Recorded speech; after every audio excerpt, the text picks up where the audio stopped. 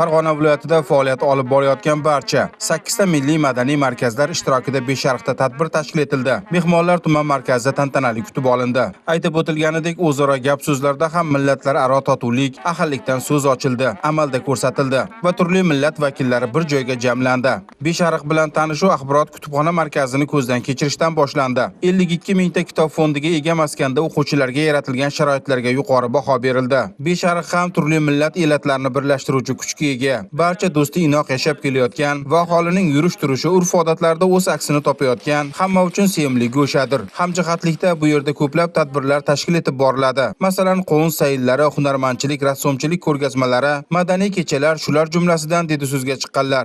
Bizda Beshariq tumani Tojikiston Respublikasini Asht, Kanibodon, Isfara shaharlari bilan chegaradosh bo'lganligi uchun azaldan bu yerda quda-andachilik, qiz berib, qiz olish juda ko'p bo'lgan. Hozirgi kunda ham Beshariq tumanida 3000 dan ortiq tojik millatiga xos aholi istiqomat qiladi. Birgalikda tinch totuv, mana shu bir millat bo'lib, bir el bo'lib, mana shu Beshariqda bir vatan, bir makon ostida yashab kelishmoqda. Buning uchun Beshariq tumanining chegara hududlarida ko'plab tadbirlar, mana shunday do'stlik festivallari har yili, har chorakda o'tkazib kelinadi. Mana shu bugungi tadbirimiz ham mana shu festivallarda bir namunasi desak bo'ladi.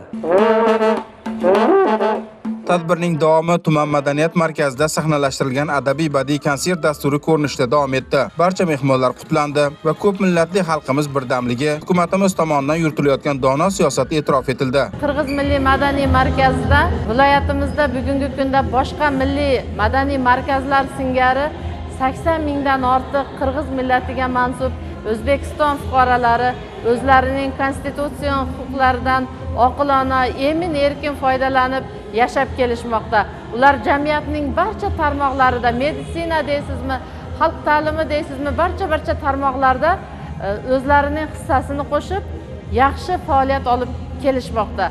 Albatta ularning mehnatlari ham yurtimiz tomonidan yuqori baholanib, davlatimizning yuksak davlat mukofotlari va unvonlari, esdalik nishonlari bilan taqdirlanib kelinmoqda. Qirg'iz milliy madaniy markazining a'zolaridan Qo'say shahridan tibbiyot tarmog'ida ko'p yildan beri mehnat qilib kelayotgan qizimiz do'stlik ordeni bilan taqdirlandi va shularning qatorida men ham hurmatli prezidentimiz qo'lidan shuhrat medali bilan taqdirlanganman va albatta bizning ustozimiz Farg'ona viloyati Farg'ona shahar Nuroniylar kengashi a'zosi Metin Karimov ham xalqlar do'stligi nishoni bilan taqdirlanishdi. Albatta bu bizning yurtimizdagina millatga bo'lgan e'tibor va hurmatdan dalolat beradi. Vatandan o'zga vatan yo'q. O'zbekiston mening vatanim deya kuylandi. Bolajonlarning popuri raqslari kayfiyatni bir pog'onaga ko'tarib ketgan bo'lsa, Koreys, Qirg'iz milliy madaniy markazlari va boshqalar ham O'zbekiston yagona bo'linmas yurtimiz ekanligi,